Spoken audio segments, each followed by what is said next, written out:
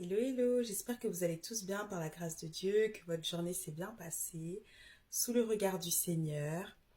Jésus vous aime et ça, il ne faut jamais l'oublier parce que c'est réel.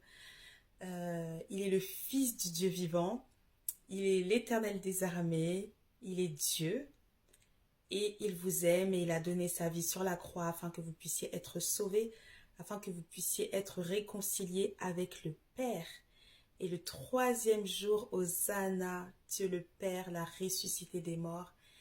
Et pour tous ceux qui ouvriront la porte de leur cœur, le Seigneur viendra régner dans leur vie et deviendra leur Seigneur et leur Sauveur.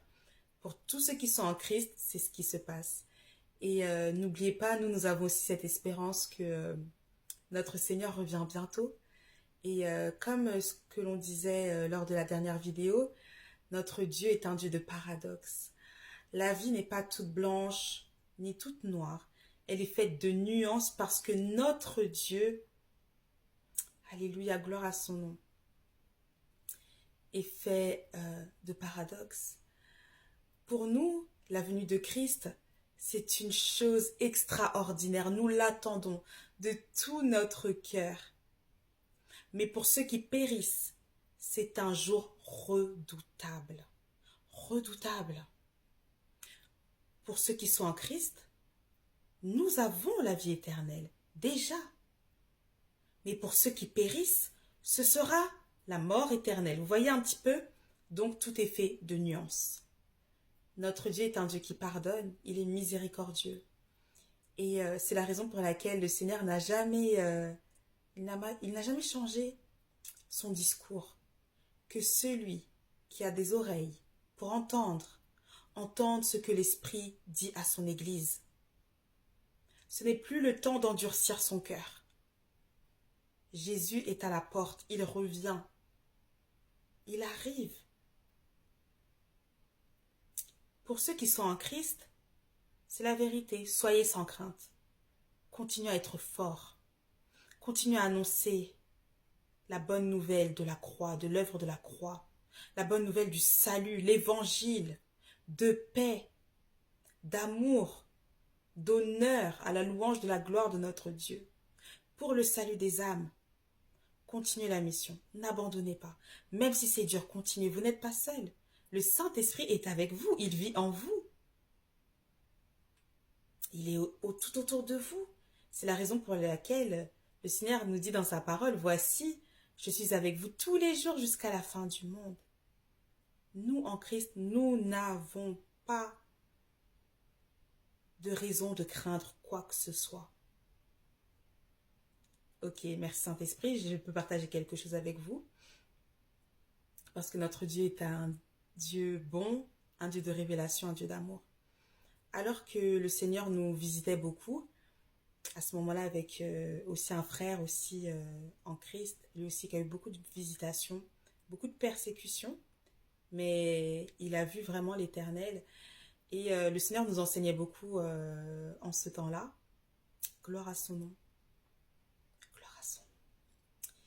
Et ce qu'il nous disait, et c'est quelque chose que je partage avec vous, les soldats de l'Éternel. Je ne parle pas, je dis la vérité, hein.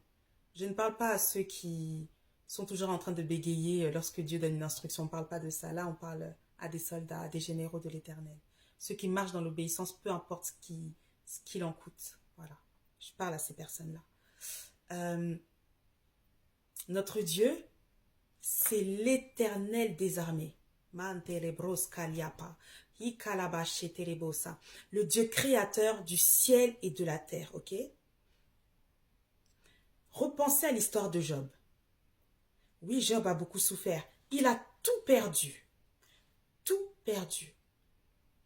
Mais la Bible nous explique que même lorsque l'Éternel donnait son aval à Satan de lui faire du mal, il a dit cependant, ne touche pas à sa vie.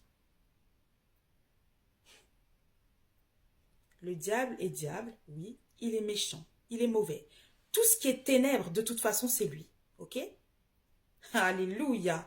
Mais le Dieu créateur du ciel et de la terre nous dit que c'est lui qui a le dernier mot sur ta vie.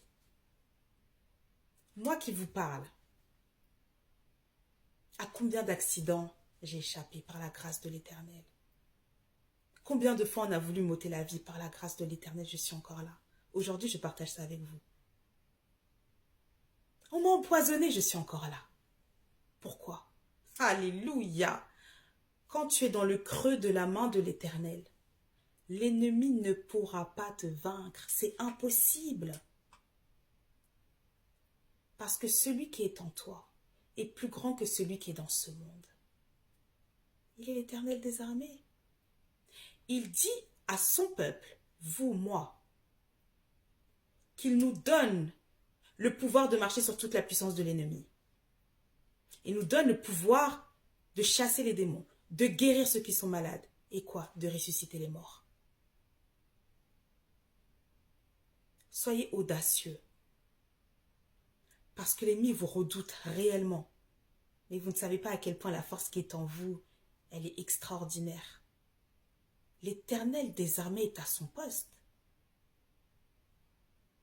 Vous savez, pour la mission, on souffre, hein? On peut beaucoup souffrir. Les calomnies, les persécutions. Ok, aujourd'hui, apparemment, on peut parler. Un jour, le Seigneur nous a mis à l'abri. Parce qu'il nous avait dit ce qui allait se passer. Ils sont venus chez nous. Allez. Rakaye Terebosa. Nous, on est des soldats. Le Seigneur a dit non. Ce qu'on m'a fait, on vous le fera aussi. Pourquoi? Parce que le serviteur n'est pas plus grand que son maître. Nous sommes des serviteurs de l'Éternel. Ce qu'on a fait à notre Père, on nous le fera aussi. Mais on est encore là. Plein de machinations. Comme les films d'espionnage, hein, je vous dis la vérité. Je sais de quoi je parle. Mais on est toujours là. Avec le sourire, la joie de l'Éternel. Ouais. Parce que c'est Dieu qui nous garde, c'est Dieu qui nous protège. Les anges et les archanges sont autour de nous. Lisez vos Bibles. Arrêtez de négliger cela. Vous devez savoir qui est celui à qui vous avez donné votre vie. L'Éternel des armées, celui qui attire ceux qui lui appartiennent. Il est bon. Ça en vaut la peine de suivre Christ. Je vous dis la vérité, ça en vaut la peine. Le nombre de fois où j'ai vu la manifestation de la gloire de Dieu dans les vies. Ce que Dieu est capable de faire dans les vies.